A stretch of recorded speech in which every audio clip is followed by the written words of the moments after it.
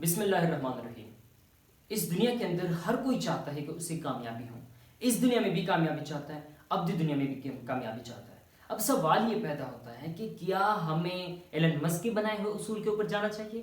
کیا ہمیں مکیش امبانی کے اصولوں کے اوپر جانا چاہیے؟ کیا ہمیں ویسٹرن ورلڈ کے بنائے ہوئے اصولوں کے اوپر جانا چاہیے؟ جواب ہے نہیں۔ اللہ تبارک و تعالیٰ نے آخری نبی حضرت نبی مہربان صلی اللہ علیہ وآلہ وسلم ہمارے لیے ایک نمونہ بنایا ہے، ہمارے لیے ایک ایسا نمونہ جو کہ زندگی میں اس جیسی ہستی نہ آئی، نہ آئے گی، نہ آئی تھی۔ یہ ہمارا اٹل عقیدہ ہے اور اس میں کوئی شک نہ ہو سکتا ہے اور نہ کوئی اس میں شک و شبہ ڈال سکتا ہے۔ ہمارا اس کے اوپر پختہ یقین ہے۔ محمد صلی اللہ علیہ وسلم کی زندگی کو ہمیں اسٹڈی کرنا چاہیے۔ اگر آپ لوگوں نے کامیاب ہونا ہے تو ہم آج کل یہ سوچ رہے ہیں کہ چلو یار جا کے اگر میرے پاس دولت آ جائے گی تو میرے پاس عزت بھی آ جائے گی، یہ بھی آ جائے گا، وہ بھی آ جائے گا۔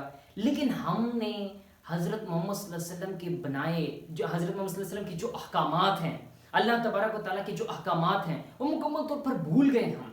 کیا آج جس طرح ہم جا رہے ہیں، کیا جس طرح ہم جن اصولوں کو فالو کر رہے ہیں، کیا وہ اصول اسلامک بیسڈ ہیں؟ جواب ہے نہیں۔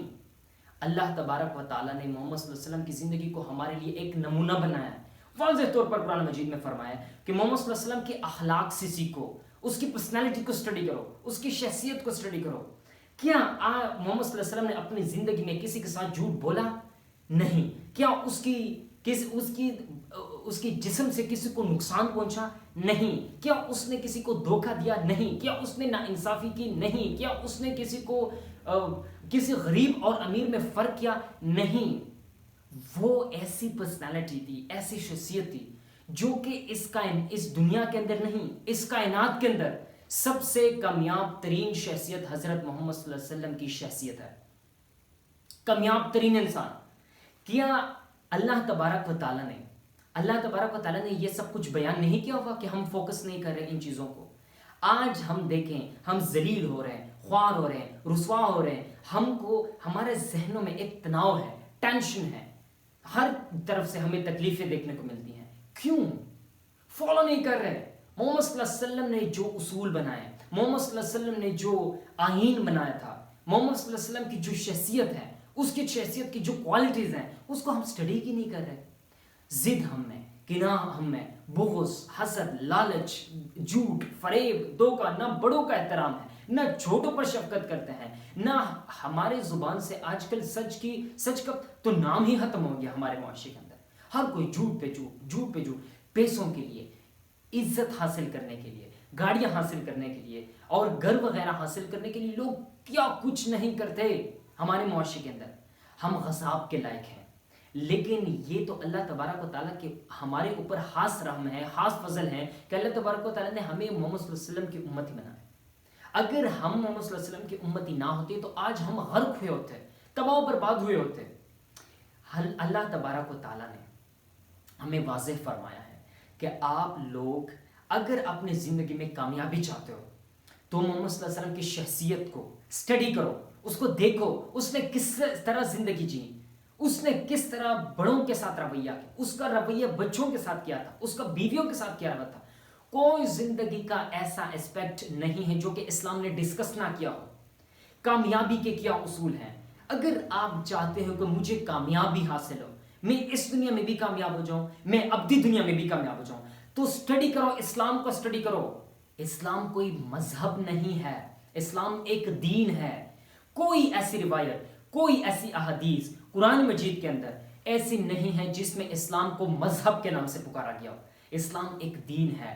آپ کا معاشی نظام کس طرح ہونا چاہیے، آپ کے بائلیٹرل نیکسس کس طرح ہونا چاہیے، آپ کا تعلیمی نظام کیا ہونا چاہیے، زکوٰۃ کن لوگوں کو دینا چاہیے، اپنی بیوی کے ساتھ کس طرح سلوک کرنا چاہیے، بچوں کے حقوق کیا ہے، پڑوسیوں کے حقوق کیا ہے، بیواؤں کے حقوق کیا ہے، یتیموں کا مال کھانے سے کیا کچھ ہوتا ہے، یہ جہنم کیا ہے، جنت کیا ہے، اس دنیا میں کس طرح انسان کو رہنا چاہیے۔ اس دنیا میں اگر انسان نے کامیابی حاصل کرنی تو کن اصولوں کے اوپر جانا چاہیے۔ کوئی زندگی کا ایسا شعبہ نہیں ہے جو کہ اسلام نے نہ ڈسکس کی ہو۔ ساری چیزیں اسلام کے اندر ہیں، بس ہمارا صرف فوکس لازمی ہے۔ اگر آپ ہر سال حج کو جاتے ہیں، اگر آپ ہر سال عمرے کو جاتے ہیں، آپ کی اس عمرے کا، اس حج کا کوئی ثواب نہیں ہے، کوئی اجر نہیں ہے اگر آپ کا دوسروں کے ساتھ رویہ ٹھیک نہیں ہے۔ واضح طور پہ اللہ تبارک و تعالیٰ فرماتے ہیں حقوق اللہ میں تو ریلیکسیشن ہے، حقوق العباد میں کوئی ریلیکسیشن نہیں۔ کسی کو دکھ پہنچایا، کسی کو اذیت پہنچائی، اس وقت تک اللہ تبارک و تعالیٰ تجھے معاف نہیں کرے گا جب تک اس سے آپ معافی نہیں مانگے گے۔ حسد ہم کر رہے ہیں، جھوٹ ہم بول رہے ہیں، دھوکہ ہم دے رہے ہیں، فریب ہم میں، جھوٹ، لالچ، کون سی ایسی بیماری ہے جو کہ ہمارے اندر آج نہیں ہے؟ ہر قسم کی بیماری ہے۔ کیا یہ کامیابی کا راستہ ہے؟ یہی تو وجہ ہے کہ ہم کامیاب نہیں ہو رہے۔ کامیابی کے پیچھے ہم تک چکے ہیں، بہت تک چکے ہیں، ہم مزید سکت نہیں ہے ہمارے اندر۔ ہم کامیابی کو حاصل کرنے کے پیچھے لگے ہوئے ہیں، لیکن اصل کامیابی دینے والا ہم بھول چکے ہیں۔ اصل جو کامیابی آتی ہے اس کو ہم بھول چکے ہیں۔ کون سی چیزیں ایسے اسٹڈی کرنے چاہیے جس سے ہمیں کامیابی حاصل ہو؟ اللہ تبارک و تعالیٰ کے احکامات، محمد صلی اللہ علیہ وسلم کے احکامات، محمد صلی اللہ علیہ وسلم کے سنن مبارک کو، ان کو اپنانا چاہیے۔ پانی بیٹھ کے پینا چاہیے، پانی بیٹھ کے پینا چاہیے۔ اب اس سے کیا مراد ہے؟ اس سے مراد یہ ہے کہ آپ کا ایکول ڈسٹریبیوشن آف واٹر ہوگا، آپ کو فزیکل فائدہ بھی ہوگا، ابدی دنیا کا بھی فائدہ ہوگا، اللہ تبارک و تعالیٰ آپ کو ثواب بھی دے گا، اجر بھی دے گا، آپ کی زندگی بھی خوبصورت ہوگی۔ کون سا ایسا شعبہ ہے زندگی کا جو کہ محمد صلی اللہ علیہ وسلم نے ہمارے سامنے نہ رکھا ہو؟ یتیموں کے ساتھ کس طرح رویہ ہونا چاہیے، ہر چیز بیان کی ہے، بس ہمارا فوکس لازمی ہے۔ آج ہم ایک سیکنڈ کو سیکنڈ کی نظر سے دیکھتے ہیں، حقارت کی نظر سے ہم ایک سیکنڈ کو دیکھتے ہیں۔ ایک سیکنڈ جا کے سائنٹسٹ سے پوچھو کہ ایک second, what is 1 second? Second کیا ہے؟ 1 منٹ کیا ہے؟ اس ایک سیکنڈ کا، اس ایک منٹ کا آپ کو تب پتہ چلے گا جب آپ کی آنکھیں بند ہو جائیں گی، آپ کو تب پتہ چلے گا۔